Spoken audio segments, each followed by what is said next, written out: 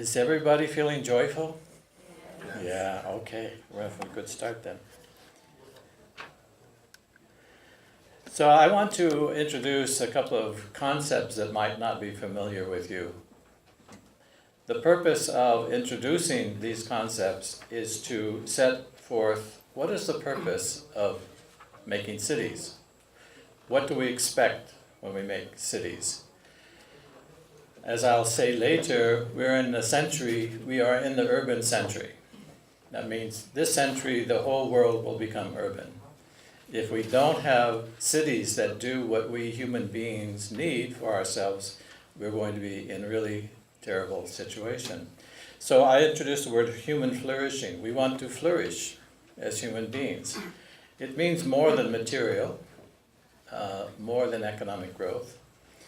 It means a life of enduring happiness, well-being, love, and compassion. It means learning to be human. This comes from both the Greeks of Aristotle, but also Neo-Confucianists. And it's my belief that every society has some idea of what it means to flourish as a human being.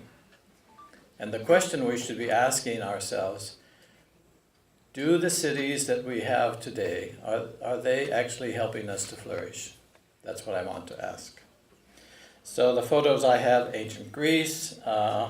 For Istanbul, in the second photo, you might note that the Emperor Constantine is actually giving a model of his city to baby Jesus as the greatest gift he can give to his God. And then, Daegu. Feng Shui, right? All in the right location and everything in harmony. And then garden cities is the last one, which is really a kind of idea about the good city that starts Western urban planning, modern urban planning. So we have to have an idea of the city. What is our idea of what is the city? So I quote here from Lewis Mumford, who was pretty much a spokesman for urbanization in the United States and many parts of the world in the 20th century. The city is a theater of social action, an aesthetic symbol of collective unity. Its social facts are primary, and the physical organization of the city, its industries and markets, its lines of communication traffic must be subservient. Okay? People first, infrastructure, economy second. Today, we have just the opposite, and I want to talk about that. As Jane Jacobs says, cities have a capacity or capability providing something for everyone only because and only when they are created by everybody. So a city by and for people. I'm finding out that this word convivial is not an easy word to access. It doesn't just mean happiness, because happiness is a state, a condition. Convivial is more like a process, a daily engagement. It's the pure sociability that you enjoy interacting with other people for its own value, not because it makes money, because it's valuable itself. And I will make the claim that that is the foundation of the economy. The economy does not create conviviality. Conviviality creates the economy. That's a very bold statement to make, so you can challenge me on that. Lisa Pitti writes on this. Her title of her paper is Conviviality. In human happiness, creative activity and sense of community count for at least as much, maybe more, than material standards of living. Currently, I live in Singapore, and when I tell my students this, that community counts for as much as material, they go, "Oh, how can that be?" Well, it is. So this is really a very deep thought to think about. What is the most important aspect of your lives that really gives you meaning? It's profound. In addition, a convivial city will build social capital. Social capital is actually a cultural concept, and it's based on the ideas of trust, of identity, and even friendship. It's not an economic source. It's actually a cultural source. So we make conviviality, and that makes social capital. It also gives us a lot of resilience. and thrives with diversity and contributes to a democratic way of life. So now I want to put the context of East Asia, particularly Korea. So far in our other presentation, this context hasn't been pulled out so much. And it's going to, I'm talking about some serious issues that we need to confront in the future of cities in Korea. One, rapidly aging society. Another, population decline and rising dependency. In other words, more non-working people to working people. Shrinking cities, a slowdown that everyone's predicting the global economy is not going to be growing at a very fast rate. So how do we then enter into that? And the insecurity of employment. In the last main section, someone from the audience asked a very good question about what we call precariat. And in Korea now, something like 1/3 of the labor force is below part-time, right? So this is very insecure and so forth. So I'm claiming because of these factors and others, we need a radical departure from the past model, a really fundamental change, not just tinkering a little bit, a really big change. And if you look at this one, the maps down at the bottom, I don't know if you can see, the dark red shows that by 2040, right? So we're only talking about 25 years from now. So some areas around Daegu, 80% of the population will be over age 65. So while all the other presentations talk about the young people generating the future, the majority of your population is going to be over age 40 or 50. The future economy must include those people too, not just the hope that migrants from other places are going to make a high-tech society. One of the also big problems in Korea these days is rising youth unemployment that you all know about. So how do we create an urban economy based on conviviality that will address these problems? Let's talk about the word culture. It's another word that very few people seem to understand. So I have 3 points to make. Culture is a way of living that's unique and irreplaceable. We can talk about a Daegu culture that's different from a Busan culture, and a Korean culture that's different. Right? So cultures are not sealed. They do interact, but they have a core that separates them from others. Culture also produces artifacts, a material and non-material. Right? So it may produce, let's say, craft, but it also produces dance and art and theater. And that actually then channels into economy. We must note, because I'm an urban planner, I must say this, that all that we do is space forming and space contingent. If you want something to happen, you need a space for it. And that's really what we're talking about.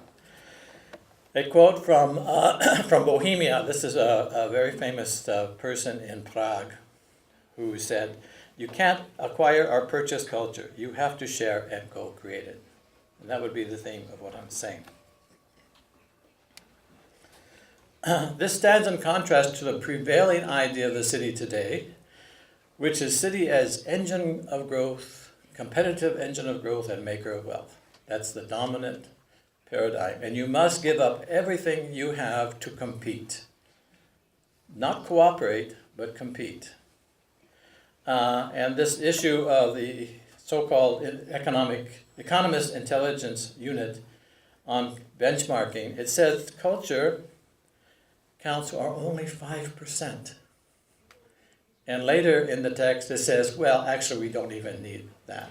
Culture doesn't count at all in your economy. And furthermore, what does count is, do you have a branch of a global 500 corporation? That's your economy. What I'm saying is totally in contradiction to that. Okay. So let's talk about scales of innovation for convivial cities. I want to start at the family household. No one's talked about that yet. And then we go to neighborhood, then city, and then international. Korea is like many societies today, Asian societies, is in really big trouble about families and household.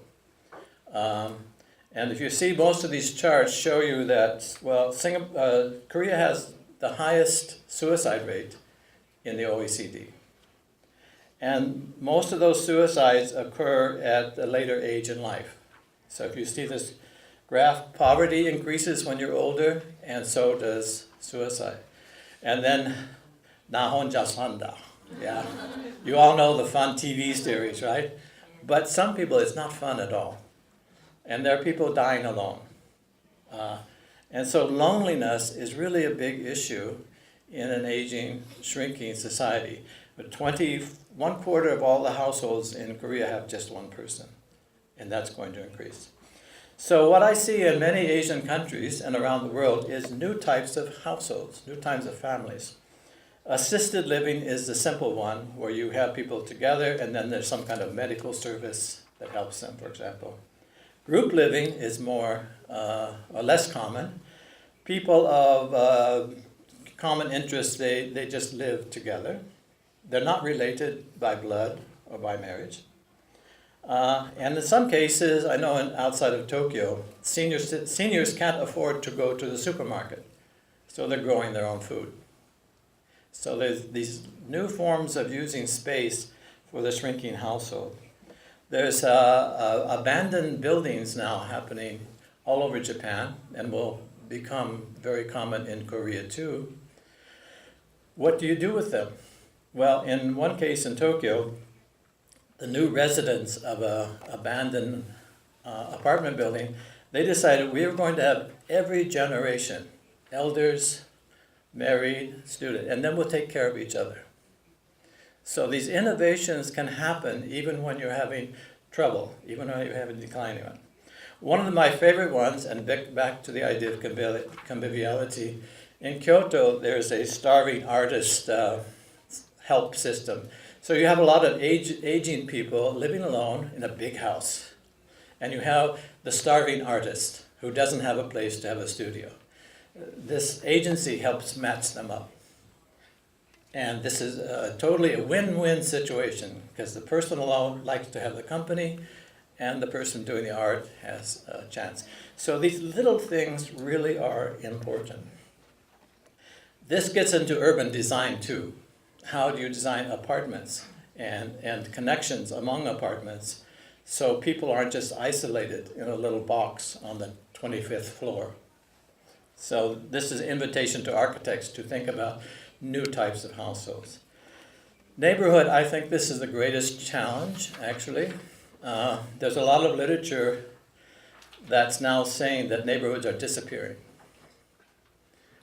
So neighborhood, the small inhabited urban space that is cherished by everyone who lives in it. And John Friedman says, I believe that we can rehumanize cities by focusing on and reviving urban neighborhoods. Now, neighborhood is not an easy concept, but it is a territorial one. Not community. Community can be not spatial, right? So my question to my friends from Daegu, do you have neighborhoods? Did you have neighborhoods? Can you reconstitute neighborhoods? And one way before I get to that, these are the reasons why neighborhoods are disappearing. Privatization, mega projects, particularly in Korea, new housing that is constructed by demolishing old housing and old neighborhoods. This is very pervasive, especially in bigger cities. And then you don't have this so much with gating, so that you don't know your neighbors outside of your little enclave. Gentrification, and then functional zoning. So there are many reasons why the neighborhood has declined, but the neighborhood has long provided a very important social role. One, particularly if you're lower income, it's kind of a safety place, a place where you could escape from the world and be protected against a lot of other forces. Let me just carry on while that's warming up again. The neighborhood really is a valuable social space that's based on conviviality.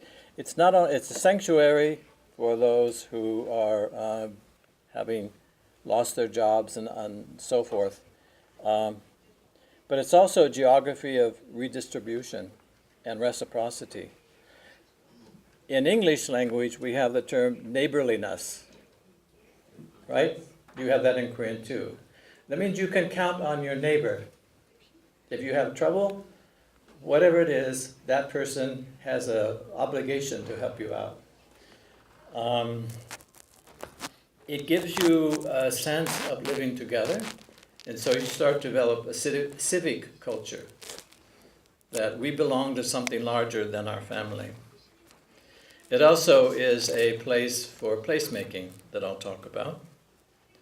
And according to Jane Jacobs and others, it's actually quite safe because she has what's called eyes on the street.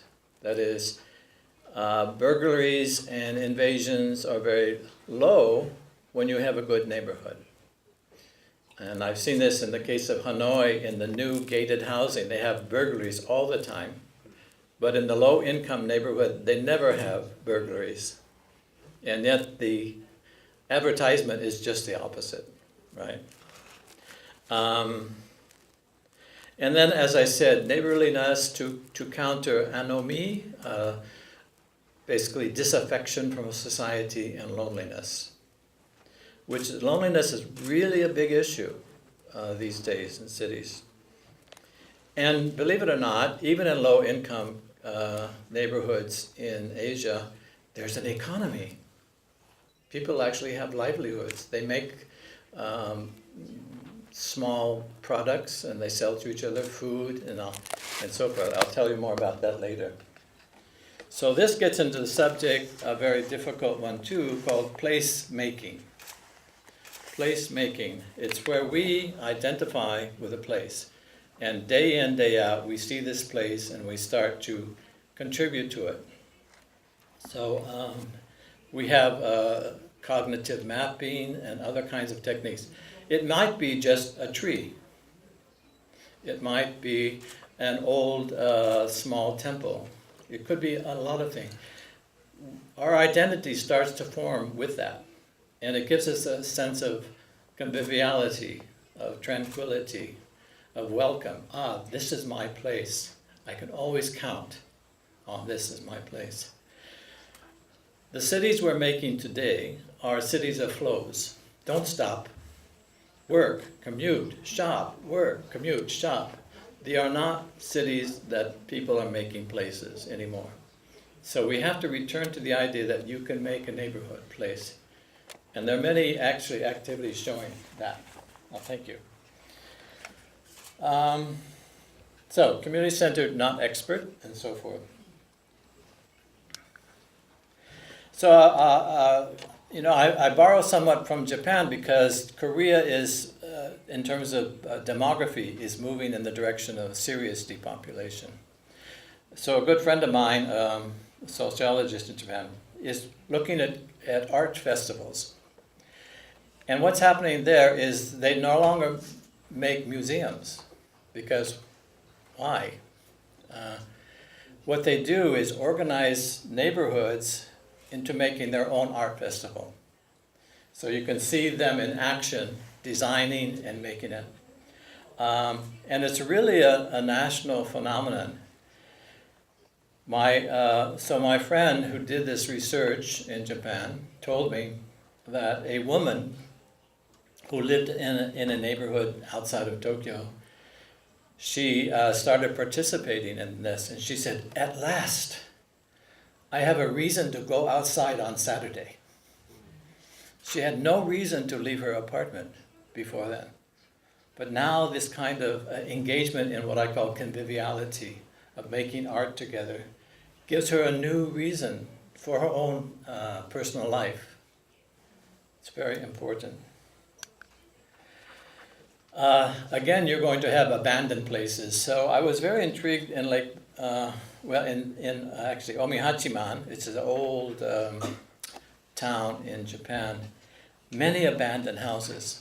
So they decided to have a biennale, right? It's very popular in the world now, every 2-year art festival. And they would bring the artists to the old houses, and every artist had to make the exhibit in a house. And so when you go, you have to go to the houses, and it's really wonderful to see how the artists mix with this. And it's given a new economy to this town, right? It becomes famous now. You want to go there to see the art in the old houses and how unique that is. Food production. So I was going to mention, it's not uncommon these days that because industrial food is dangerous and expensive and so forth, people are starting to try to grow their own food, often alone or in the rooftop. But in Boston, they decided to have a market, and they would sell the neighborhood food. So you grow your food, and then you take it to the market. It's wholesome, it's fresh, and everything. So it's making that linkage between growing something and then serving the community through a small but meaningful economy. So let's go to the city scale. Public space. I know there are many advocates about public space. I would maybe call it the urban commons, because public space is a very ill-defined term. And you'll see there's a project called Project for Public Spaces. You can find this on the internet. It has all kinds of connections. But over in one quarter is sociability, which I call conviviality. That this public space must generate the kind of atmosphere where people see their friends and strangers, and you start to feel comfortable. You might be interested in knowing that one of the terms when you get into public space is actually the word discomfort. And it tests us as people, how much discomfort to someone who looks different and acts different. And the more we can deal with the discomfort, the more we're going to have that civil society that we all want. And we learn how to accommodate, how to negotiate with other people. How am I doing? It was 7 minutes. 7 more minutes? Okay. All right, so let's get down to some finer tuning of this. So there's just for the architects and urban designers perhaps, there's a kind of worldwide movement called Complete Streets, in which the idea is every street should be available to use for everybody, every age group, every mode of transportation, walking, bicycle, car, or public. And so you mentioned Kaohsiung, right? It's becoming a bicycle city. So they're having, what is the festival next year? Eco-mobility. Eco-mobility, right. So you don't have to go to Europe for these examples. They're happening here in your neighboring countries. And bringing streets back to accessibility of walkability of local bicycle and other transport. There's a whole architecture and a way to do that. Public markets, they're disappearing so fast in Asia. In Hanoi, the last public market was scheduled to be closed. And this was not the choice of people. They actually wanted them open. I can get into that. But research shows that people tend to have five times more sociable talks with people in open public markets than in supermarkets. Professor Wang took me to a supermarket in Taipei, and we started talking to the staff. You know, in a supermarket, if you work there, you can't sit down. You can't talk to other people. You can only take a break when it's scheduled. In the open market, I can sit down. I can talk to you. Right? It's such a sea difference between the supermarket and the open market. We need to go beyond assimilation to co-production of culture. In many countries now, if you come to my country, you must be like me. You must learn my language, you must dress like me, you must so on. But that's not the future. The future is we start to actually appreciate others. So now in Japan, because they brought so many Japanese descent people from Brazil back to Japan, now they have Mardi Gras and festivals. And these are not foreigners, those are Japanese people doing samba in the street.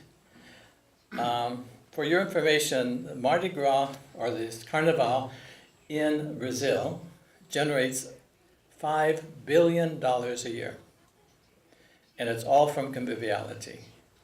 Most of the people engaged are not getting money for what they're doing. They're doing it for the love of doing that activity. So again, I want to say that conviviality can produce an economy, a very big one, by the way. So in Mule and Seoul, they're building these kind of a hostel. In other words, you can have a room, and they're inviting foreign artists to work with a Korean artist. And that's the kind of spirit I think we all want. It's not just come and learn what we do. Let's learn together. Let's do it together. The most astonishing, uplifting thing I've seen recently is the Busan-Fukuoka Common Living Sphere.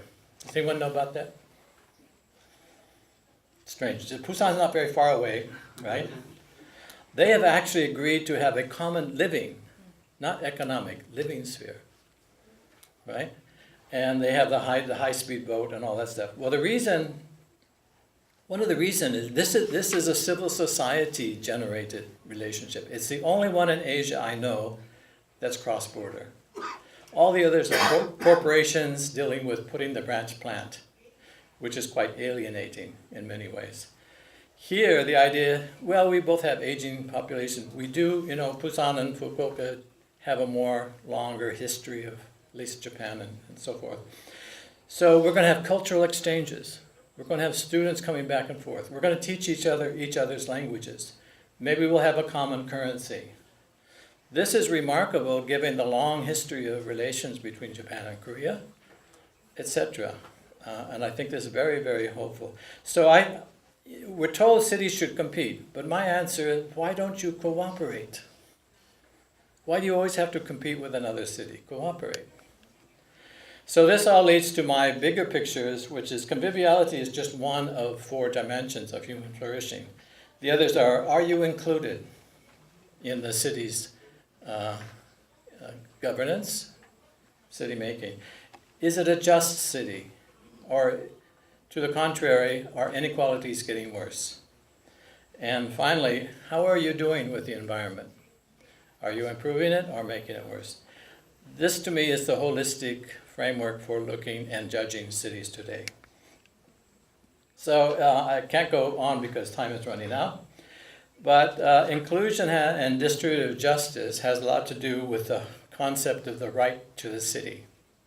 And this is probably at this moment, there are 10 conferences in the world on this topic, the right to the city. Whose city is it, after all? Is it humane? And the most defining factor is the right to directly participate in changing the city. Can you, as citizens of Daegu, change your city? Question 1. Okay. So lastly, conviviality and environmental healing. You see this pumpkin? People fly around the world to see that pumpkin. It's the most amazing thing, right? Why would you fly all around the world? This has a story in it. These islands in Seto Inland Sea were depopulating drastically and heavily polluted. Big corporations had dumped a lot of waste on this island, Naoshima. So a rich philanthropist decides he's going to use public art to revive the island. And this is the kind of icon of that island. And the tourism there is amazing now. And it's all because you're going to see art, not to see a high-tech center or anything like that, to see art. And so when you have these depopulating, aging populations, there are answers. There are ways forward, but they're not going to be in the old-fashioned technocracy form. They're going to be in a people-centered, people-driven economy. Just to conclude, Asia is going to add 1 billion people to its cities by 2050. That's 20 South Koreas, right, are going to appear as cities. One of the most noted scholars, Saskia Sassen, has said, well, guess what? We're not making cities anymore. We're making agglomerations, but they're not cities. They're just mega projects glued together with big streets. We're losing the tissue, the human tissue of alleyways, of smaller streets, of neighborhoods. And so we have this very big irony, paradox. The 21st century is the urban century. It's the century of planetary urbanization, but we're not making cities. Not the city that I talked about as a social experience. We're making cities that are functional and full of flows. And so this is the challenge I think we face. Well, here, in the United States now, 400 cities have signed on to Progress for Cities, a progressive cities network that is based on a new discourse, much like what I've been telling you about. So there are cities, and cities are different. And some cities are becoming what I call more progressive or more human-oriented, and some are not. Daegu has that choice. As the speaker said this morning, it's not about being conservative or it's about being human. So you have that choice. 감사합니다. 마이크 교수님께 큰 박수 부탁드립니다. 감사합니다. 저희가 시간이 별로 없어서요. 바로 진행을 하도록 하겠습니다. 두 번째 스피커분을 모시겠습니다. 이 두 번째 분은 황미린 교수인데요. 국립대만대학교의 건축과 도시계획과 교수이십니다. 이분의 연구 분야는 주로 도시재생과 주택정책 분야입니다.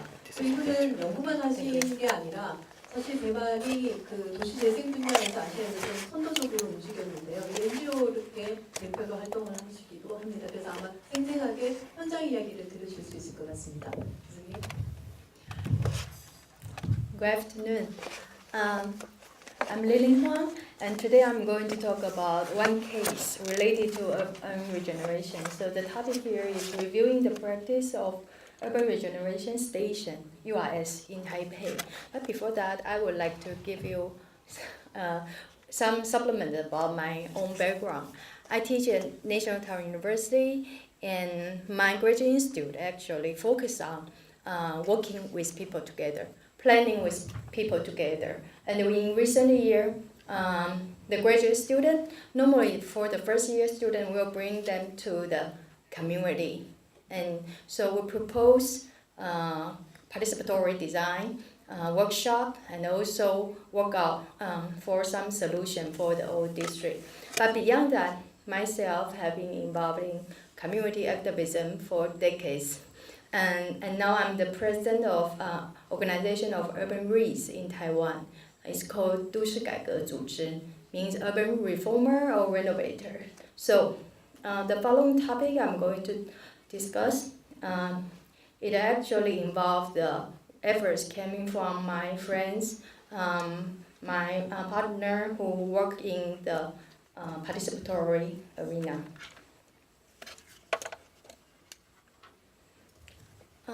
Let me give you some information about Taipei. When we talk about Taipei City, I think it's necessary to introduce its connection to Taipei County. Before, it's called Taipei County, but now it's called Taipei City. So, New Taipei City. So it's the whole Taipei metropolitan. Because Taipei, as a city itself, has 2.6 million of population. It's very close to the population size in Daegu. But the daytime population will be around 4 million, which means many people commute from New Taipei City to Taipei for work. So here is the size of Taipei metropolitan in comparison to Seoul metropolitan. So we know Taipei in terms of space is not a big city. But I think it's in a very good size. And this map shows you the Taipei city boundary. So it's started from, development started from the coastal area.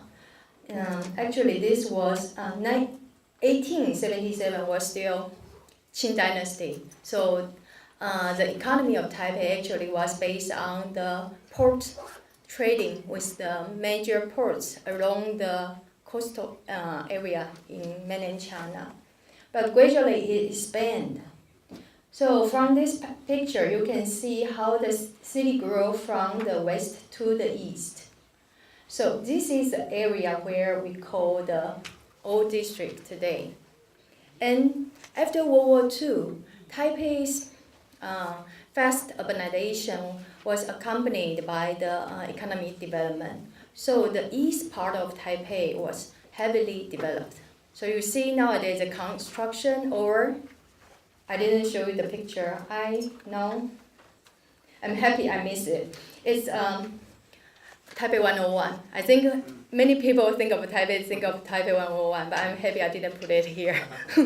But it's a symbol of Taipei City now, which means the old district have been neglected for decades. But I think, to me, old district have many layers, culture and social layer, and why it declined. My view is that it's because of this investment from the government. Because of modernization, urbanization, government invests a lot in the new development area. So in that way, the west district of Taipei has been neglected for long. So, but now, what will be the strategy to regenerate that area? It become a big challenge because it's different from what our government had used to do. So it needs some good idea, new idea. Here, the picture show you the land use in the west area of Taipei. This is the Taipei Center in general. You can see that the newly developed area, the land use, the red color for urban planner is familiar. Red color means commercial area. And the yellow color means residential. So along the road is commercial, but then within the block is residential. So this is mixed land use, which described by Jan Jacob as a very efficient and hybrid, vibrant way, land use mix. But what do you see in the west area? Why is all red? Means commercial. It doesn't mean that there are only official building or the very popular store there. It's not like that. It's because in Taipei, most old area is mixed. The main architecture type was shop house. I think in Korea you also have this type, shop house. So people have their own store at the first floor and they live on the second floor, which is a very good living style. And this is the secret which can make neighborhood vital. But in recent decades, this way of living has been disappearing. I think this is a problem.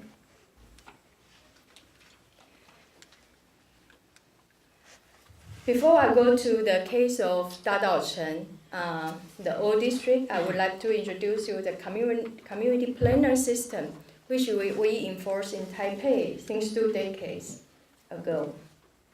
In 1990, because at that time Taipei had its new mayor from the oppositional party, Chen Shui-bian. So he tried to engage more communities and the NGO group into his governance. So at that time, some community leader proposed to him that let's have community planner, which means amateur planner. It's not the trained by the university or expertise planning people, but it's for activist citizens who want to know more about community planning. So our government started to train local the activist organizer to be some people who doing community building. So in 1999, related policy has been inaugurated, and in the past 14 years, we have trained more than 1,000 community planners. So, and after they receive this training program, there are some small programs the government will give to community for apply. So, piece by piece, Taipei City itself has been changed by people. I think this echoes to what Mike says. in your city, how do you think you can change the city? You can change the environment, or you can change the neighborhood. In Taipei, it's through community planning system. So this is a program called Make Junior Community Planner, which means amateur people can come to this program and become a planner.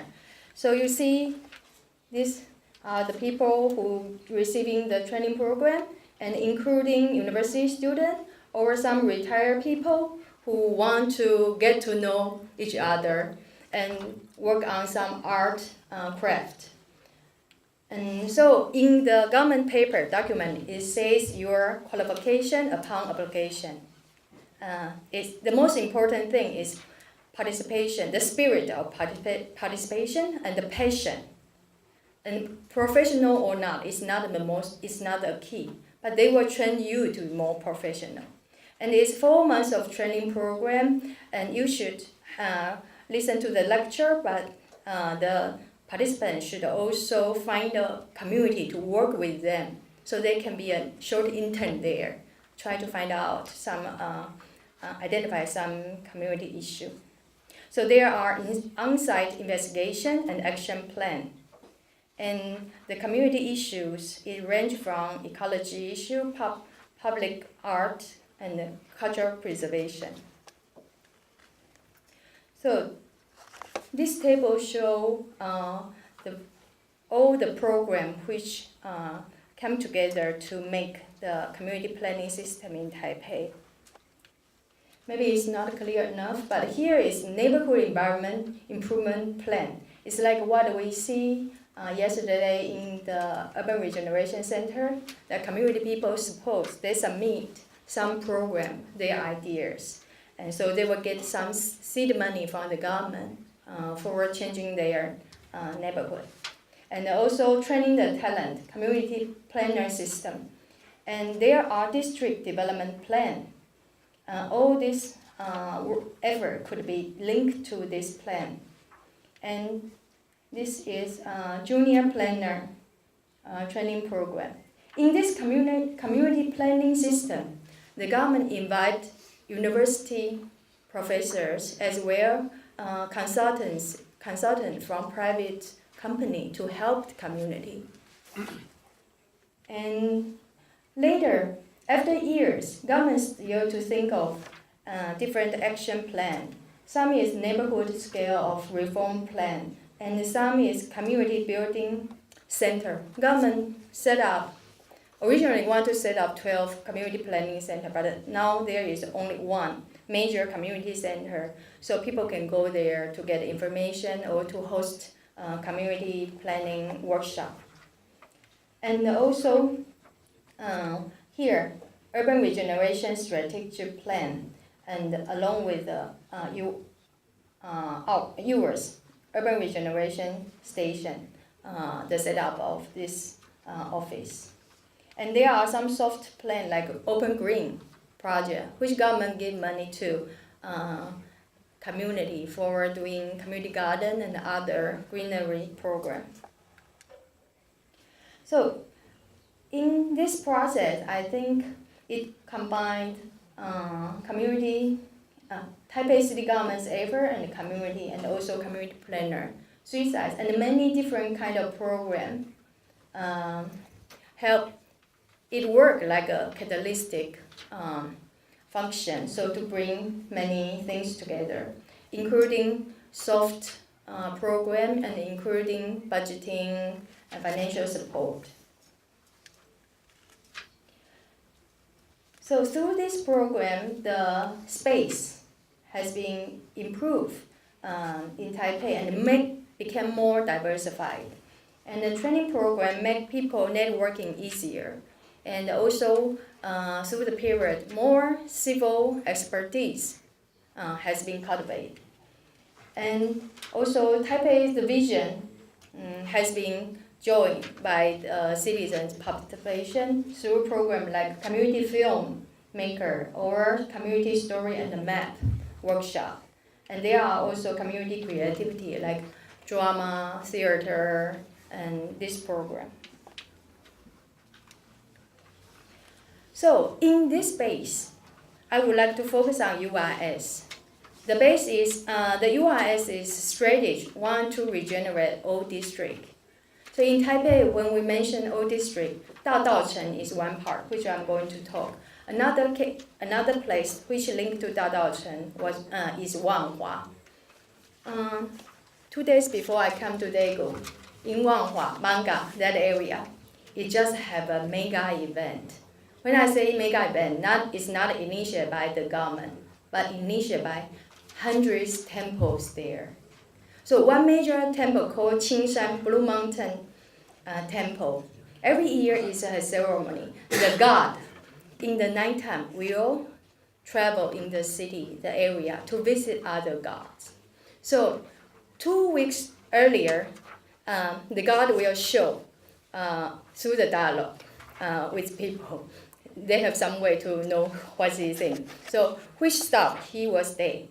So when he indicate the map, all the temples will organize, and on the road they will prepare different performers to welcome his arrival. So this kind of festival lasts the whole night. In recent years, it becomes so popular that many of my students visit there. I say it's like a Chinese and like the New Year Eve in 101 area, but it's for the West District. But it's so successful because it shows how the traditional life fabric still survive, still struggle in the city life. But what happened is the next day, the city government got a lot of phone calls from citizens who live there, who are recently middle class, who moved to the old district. They complain, they protest, they say, why this event lasts to that late, 2 o'clock, and then they could not sleep. So which means that all the district, their culture, their ceremony, all this is not really valued by the city government. They are not really a more wholesome policy to protect the local event. I think it's a pity. But back to the UIS program, it's a new task that how we preserve the old culture, but at the same time introduce some new elements to regenerate it. And to me, it's important to let people of different generations to share the urban space and to produce the culture together. So Dadaocheng, this area, if you see the picture here, the shop house, traditional, very beautiful. It's developed in Qing Dynasty, but the current house you see, they are built in around the 1920 or 30. At that time, because Dadaocheng is the most rich area in Taiwan. So because of trading, Chinese medicine materials and clothing, all this, tea, it makes Dadaocheng a very globalized area. But now it's called Dihua Street. The name was given by the KMT government, which is totally not related to the local culture. Okay, and in 1985, the local NGO want to preserve the landscape from destroying. So it's 30 years of preservation. And I will just show you some picture on many temples. Temples is important, is anchor space in this area. So around temple we have stores and we all have many famous food stand. And this map show you that in old time how this area prospered. These are the old shops still exist in that area, but they are facing huge threat because of the changing urban culture. So one of the purpose the local organization they want to do is to revive the local economy. And from the government have the urban regeneration station as a policy to invest government budget and talent and efforts in this area. I will just introduce you some of them. The UIS office in Dadaocheng area, but there are other in the city. This is one example, but it's not UIS itself. It's the whole program. There are other type of the old space become the new kind of activity center. This is an old tea house called Xinfangchun. It's one of the famous tea trade company. But the business has stopped long ago.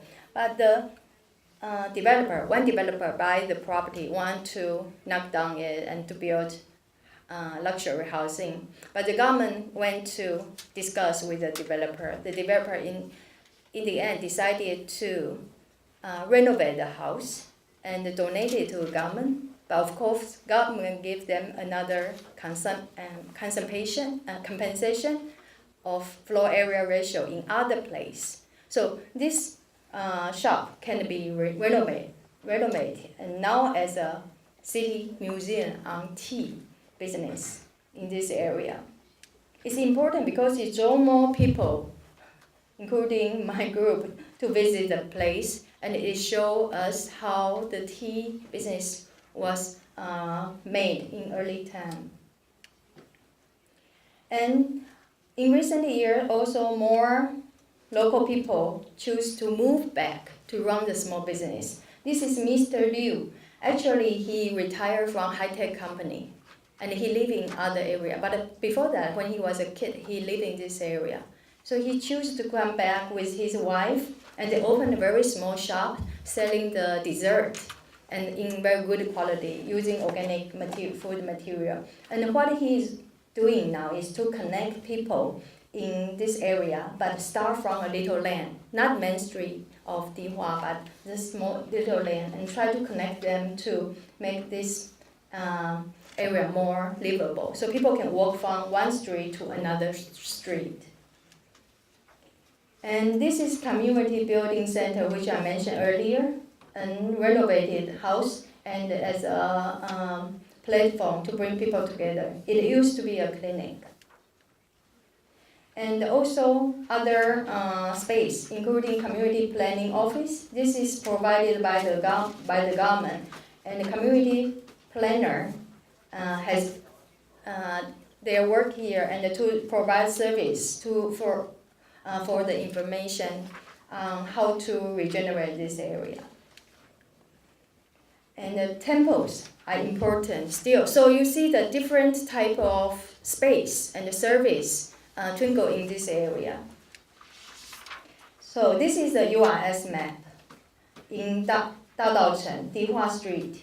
So every URS program is based on a vacant house, but it's old house after renovated.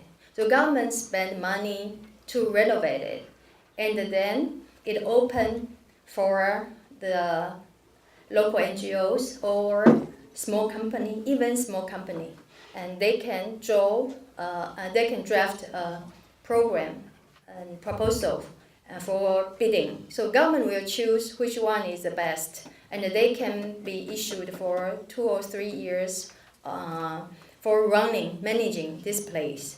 And there is a regulation which is 30% of the space could be used for commercial use, but the other 70% should be open for public to use. And every year there are some numbers of activity the manager need to provide, including workshop or public event or forum. So it's a way to encourage public and private partnership. Unlike nowadays, when we talk about PPP, mostly it means government and the big developer or with the big company collaboration. But here is more, flexible, diversified program, working with community-based organization and a small company, local company. So this is some workshop, or there are also other events. Let me introduce you. The URS 27 is the number of the address of the house. So for example, this one was used for filmmaking and a discussing program. So it drew the attention of young people. And this one This one was hosted by a foundation, which called 蒋渭水 Foundation. Next one, I will discuss this later. This is hosted by another foundation, but it focuses on to revive the culture of 1920 and 30 for this area, which was the peak year. And so they have a lot of story to be told in this room and exhibition, and to involve people, including elderly, in this district. And so there are a few workshops, and also some university department also engaged in managing this place. So this is called 大稻埕 Cultural Asset Pavilion. And for example, this UIS 150 is managed by a small company. The small company owner, his parents and grandparents live in this area, but he himself didn't. So, but he decided to come back and run the shop, focus on the food material, especially spice from the Southeast Asia. So it tried to revive the experience of eating dinery culture in this area, and also try to introduce more cultural element of the Southeast Asia. So not only focus on its own past, but try to look for future. And this is a shop which selling the different type of rice, because 大稻埕 used to be a place where sell the rice. But now organic rice and different type of rice, they try to bring back the eating culture and the food sharing culture. Okay, this is my final slide. So this urban regeneration station policy, I think there are many inspiration from this attempt. First thing, I think it's a platform to integrate different resources, and including the elements of space, landscape. In the beginning, the place will be gone if the NGO didn't work to save it. But through 3 decades, we see how lucky we have it now. And because of this UIS program, local people get more engaged. Otherwise, in the beginning, it's only activists work for it. Local people, actually, not all of them want to preserve it. Many of them want to sell it out because they don't see the future. And I think it's successful in combining private and public interests together, and also as a good showroom for the history of Taipei, and reconnect it to the global history. And I think this case told us the secret of street vitality. It needs, for urban regeneration, it needs to bring back culture across generation. And it also requires diversity of business. And we need to consider about day and night, the different type of activity. Although today I don't have much time to say. And also it told us how mixed use of land use is still important today. But important question is how to face the gentrification issue, which is happening now. After we regenerate this area, I think gentrification is always an issue to deal with. Thank you very much. 감사합니다. 박수 부탁드립니다. 그럼 자리를 조금 이동해서 토론 하실 분을 토론 패널분으로 모신 분은요, 중앙대학교 류중석 교수님을 모셨습니다. 박수 부탁드립니다. 그리고 TBC 방송국의 박석형 보도국장을 모셨습니다. 사실 그 창조도시 포럼의 조이풀 시티인데 너무 이거 얼반이나 도시 재생에 좀 초점이 맞춘 거 아닌가 이런 생각을 하실 수도 있는데요. 사실 이 세션은 제가 구성을 했습니다. 저는 박성경이고요. 건축사무소를 운영하고 있고 남부의 지역 총괄 계획가로 활동하고 있습니다. 즐거운 그 도시, 시민들이 즐거운 도시가 되기 위해서 우리의 생각을 조금 바꿔볼 필요가 있지 않나. 창조 경제도 물론 중요하지만 사람들이 창의성을 가지기 위해서 어떻게 해야 될까? 무엇이 제일 중요한가? 이런 생각들을 좀 나눠보는 자리가 됐으면 좋겠습니다. 먼저 유준석 교수님과 박석현 보도국장님께서 두 분 스피커 분들에 대한 이야기를 들으신 것들에 대해서 조금 정리해 주시고 질문도 해주시면 좋겠습니다. 네, 먼저 하시죠. 네, 소개받은 중앙대학교의 류준석입니다. 저는 전공이 이제 건축을 전공을 하고 도시 설계를 가르치고 있고요. 지금 현재 서울시의 그 도시재생 시범사업 지구 중에 하나인 상도 4동에서 지금 도시재생 총괄계획가 겸 센터장으로 지난 2년간 이제 활동을 해왔습니다. 그래서 오늘 이 두 주제가 상당히 도시재생하고도 굉장히 관련이 깊어서 저의 그동안의 경험 같은 것들을 포함해서 코멘트 겸 질문사항을 좀 이렇게 드리도록 그렇게 하겠습니다. 그 마이크 더글라스 교수님의 그 컨비비얼 시티에 대한 발표는 상당히 그 광범위하게 이렇게 조명을 해주셨습니다. 그러니까 아주 그 가족 단위에서부터 그다음에 근린주구 도시에서부터 온 세계에 이르기까지 굉장히 그 큰 스펙트럼에서 전체를 조명할 수가 있어서 상당히 인상 깊은 그런 발표였다는 생각이 들었습니다. 사실은 여기서 이제 제가 가장 주목한 것은 이 네이버후드라고 하는 근린주구 정도의 단위가 이 도시를 활성화하는 데서는 굉장히 중요한 역할을 한다라고 생각을 하고 있습니다. 그래서 사실은 이 지역 사회가 잘 되면, 커뮤니티가 잘 되면은 그 동네가 어쨌든 활기차고 즐거운 그런 동네가 되고, 그런 동네들이 모여서 사실은 활기차고 즐거운 그런 도시가 되는 게 아닌가 그런 생각이 들고요.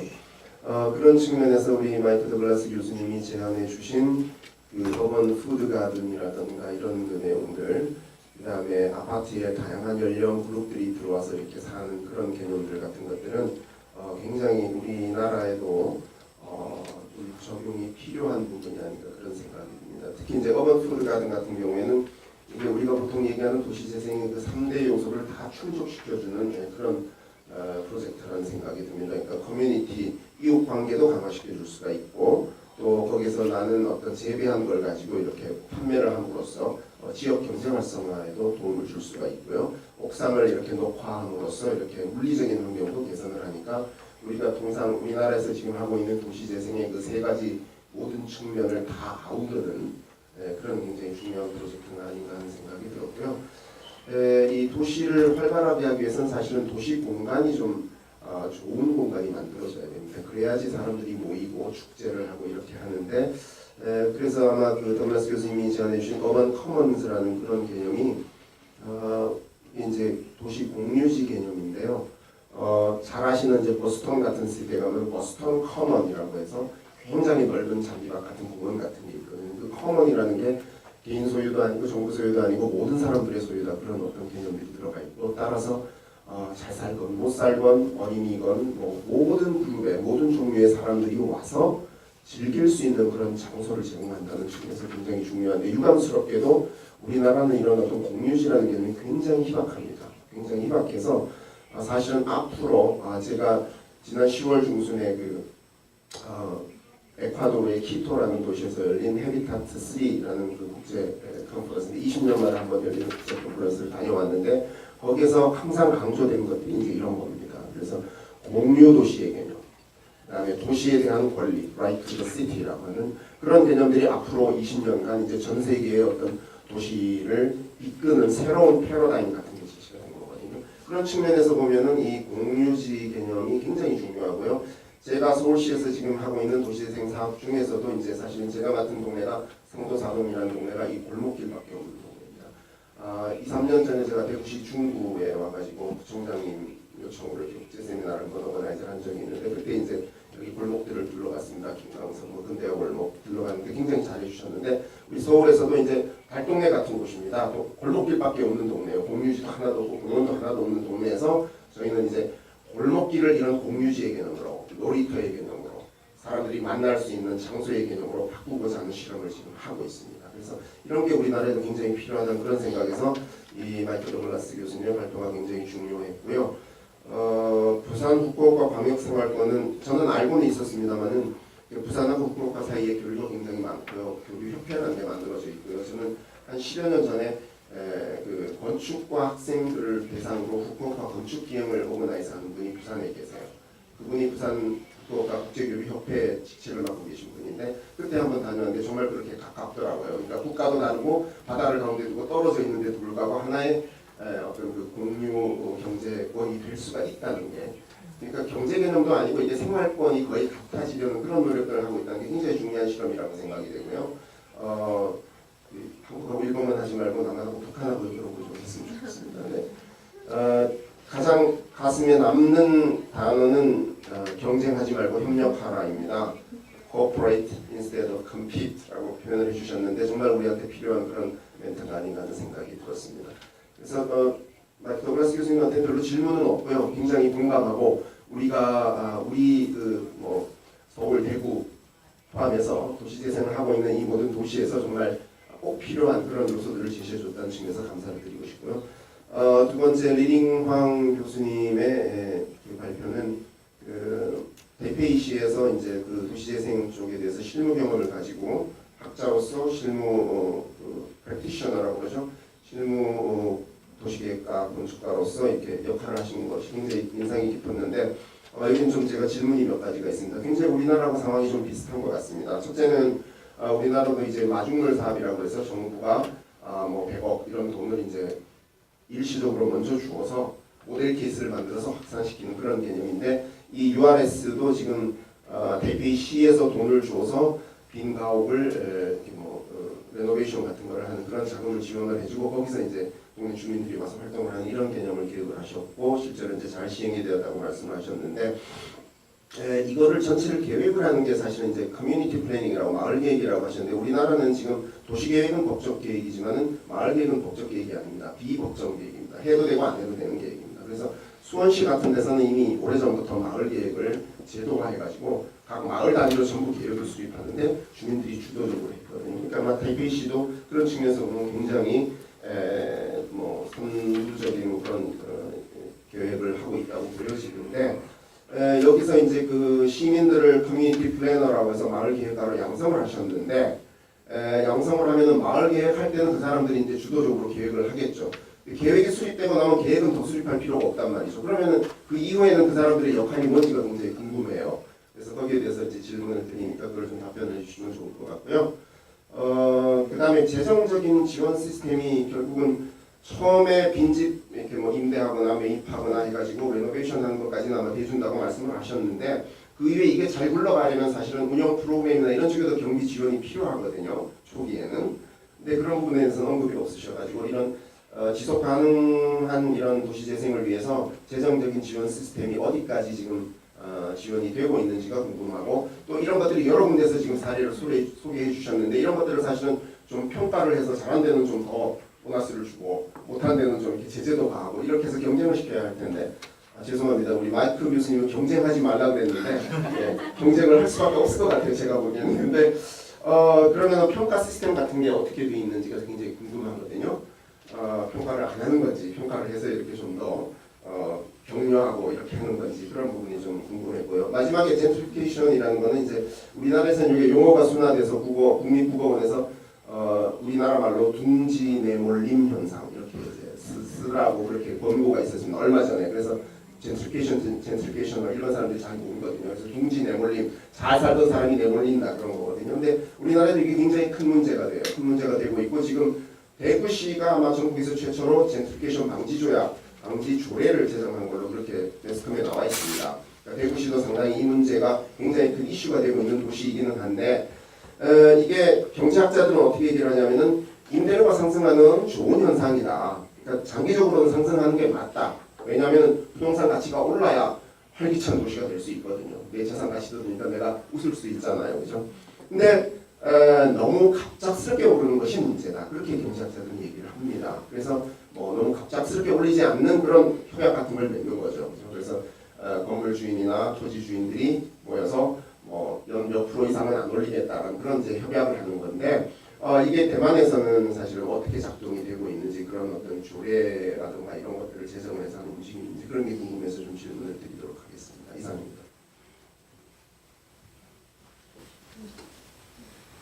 네, 어떻게 할까요? 먼저 지금 시간이 별로 없어서 일단 질문을 먼저 다 말씀하시고 그리고 네, 답변을 해주시죠.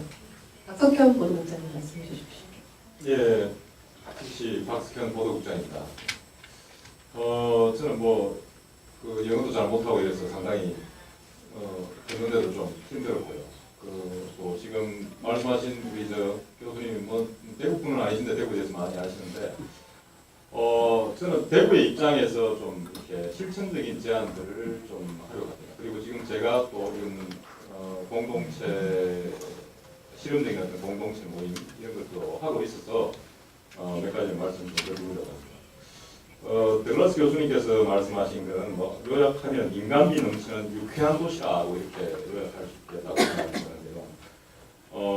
이 도시가 진행되면서 특히 대구는 또 아파트가 상당히 많습니다. 다른 도시에 비해서 아파트가 많고 지금은 이제 또 지진이 나고 이래서 또 단독주택이라든지 이런 걸 선호할지 모르겠지만 지금 대부분의 분들이 지금 아파트 생활을 하고 있는 걸로 알고 있는데 저희도 아파트가 지금 한 10년 시티에 사는데요. 한 10년 넘은 아파트입니다. 아파트 쪽에는 이제 경상과 가까워서 그 아파트에 사시는 분들이 교수님도 계시고 또 전문가 그룹들도 있고 이렇게 좀 다양한 분들이 있습니다.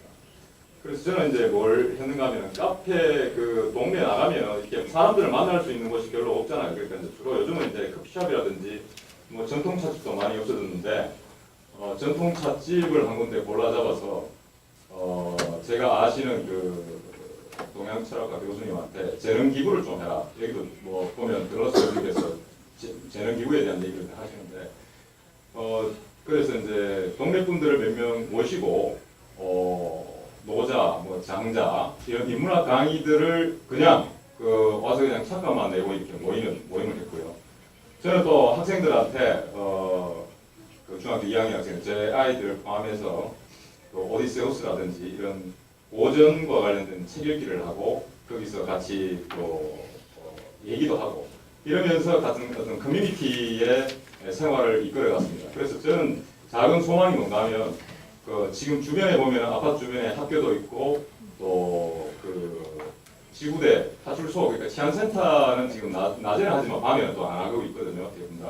그래서 그런 빈 건물들이라든지 공공기관의 건물들, 밤에 쉬는 건물들을 도서관화하거나 이렇게 해서 거기에서 좀 어떤 그 주민 그 이웃과의 공동체 생활을 공동체의 어떤 문화 생활을 좀 해갔으면 어떻게 했느냐 하는 것을 저는 지금 구청장 되시는 분들이라든지 교육감이라든지 이렇게 얘기를 하고 있습니다. 그런데 이제 문제는 도서관을 어떻게 운영하느냐의 문제에 들어가면 이제 예산 문제라든지 이렇게 여러 가지 걸림돌이 있어요. 그래서 그런 부분들은 좀 해결돼 나가야 될 그런 문제 같고요.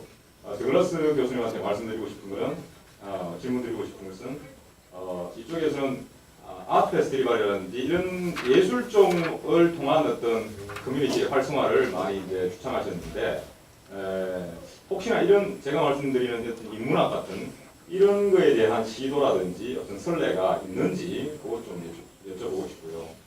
그다음에 우리 황 교수님께서 말씀하신 도시재생 그 정책 내지 프로그램은 민관이 합동으로 아까 말씀하셨는데 그 미니 주도를 해서 했다는 그게 상당히 좀 인상적이었고 대구에도 아까 얘기 나왔지만 방천시장이라든지 북sun로도 지금 현재 어떤 그 게스트하우스로 지금 활용되고 있습니다. 그 옛날 아주 오래된 그 가옥들에 대한 이런 부분들에 대한 거는 이제 저희들이 지금 계속적으로 하고 있는데 저는 또 하나 제안드리고 싶은 것은 대구에서 먼저 주도한 게 담장 허물기라는 게 있습니다. 지금 그 안전 실장님도 계시고 다 계신데 이게 상당히 좀 우리 대구만의 어떤 독특한 그 어떤 뭡니까 이게 운동이에요. 그 담장 허물기를 하면 지금 단독주택이 있는 곳에는 담장을 허물고 나면 제일 중요한 게 이제 주차장을 만들어요. 주차장을 만들어야 이게 이제 지금같이 주차장 그 주차장이 없어지는데 지금 이제 해피하우스 실장님 해피하우스입니까? 무슨 해피타운인가 무슨 프로젝트가 있죠, 그죠? 캐피탈 맞죠, 그죠? 그런 어떤 그런 게 있는데 그런 이제 그것도 이제 한번 생각해 봐야 되지 않느냐. 물론 이 문제는 이제 재산권이나 이런 문제들이 있기 때문에 상당히 이제 좀 어려운 점들이 있습니다만. 그리고 또 한 가지 이제 요거는 이제 주택과 관련된 문제는 아닌데 대구 같으면 지금 뭐가 있는가 하면요. 그 금호강변에 보면 이제 여러분들 잘 지나가시면서 보신 분들도 계시겠지만 그 하중도 강성이 아주 넓은 게 있습니다. 거기 원래는 이제 그 금호강에 그 비닐하우스를 쳐놨다가 이제 400원, 400원 다 뜯어내고 있는데 지금 그걸 어떻게 특별하게 이제 대구시에서 예산이라든지 계획이 없어서 그 넓은 공간을 그냥 뭐 쉽게 말하면 조금은 방치하고 있는 듯하죠. 그냥 이제 그 꽃밭을 만들거나 지금 뭐 메밀밭이나 뭐 이런 걸 해서 놔뒀는데 저 부분도 어떤 주민이 좀 참여하면 요즘 같으면은 제가 생각할 때 드론을 뭐 전국적인 어떤 드론 촬영지로 만든다든지 이러면 아주 뭐 공중에 어떤 제한물들이 없으니까요. 그런 것들을 좀 활용한 그 관광지 효과 그리고 사람들이 같이 모이는 뭐 드론을 같이 하는 젊은 세대가 같이 모인다든지 어떤 이런 것들을 좀 생각해 봐야 되지 않겠느냐 하는 생각을 드립니다. 너무 시간이 촉박해서 좀 급하게 정말 말씀드립니다. 좋은 말씀을 많이 해주셨고 실제로 대구에 이제 도움이 될 것들을 팁들을 주셨는데 저희가 정말 시간을 쫓기다 보니까 간단하게 답변 부탁드립니다. 마이크 교수님과 황 교수님.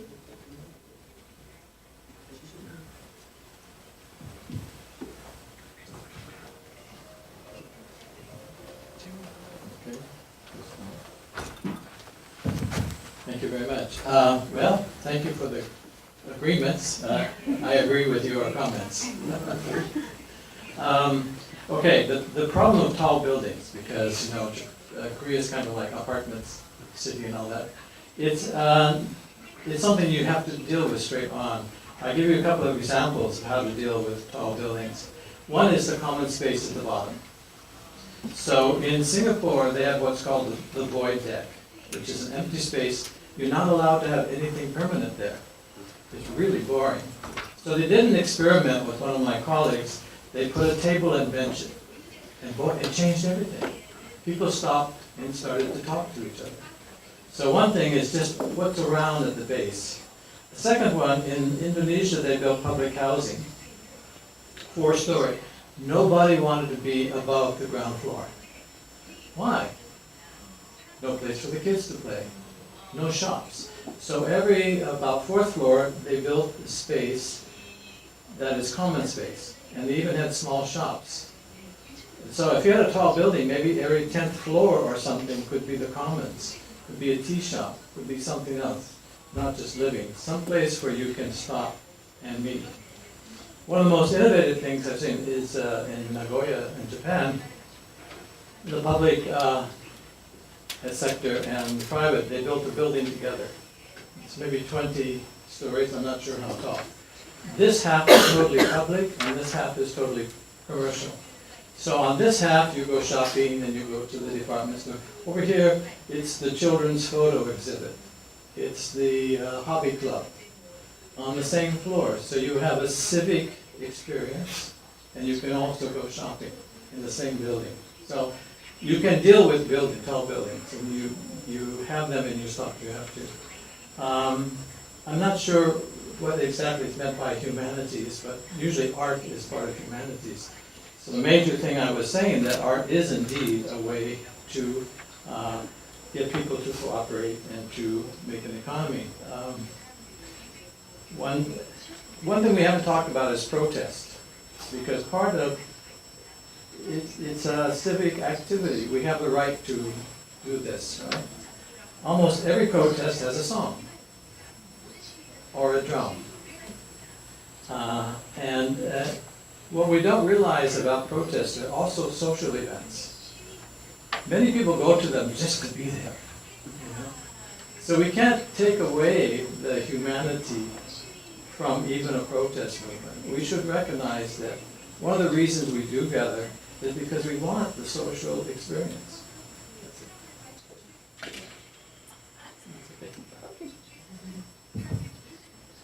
Thank you for your comments and the question.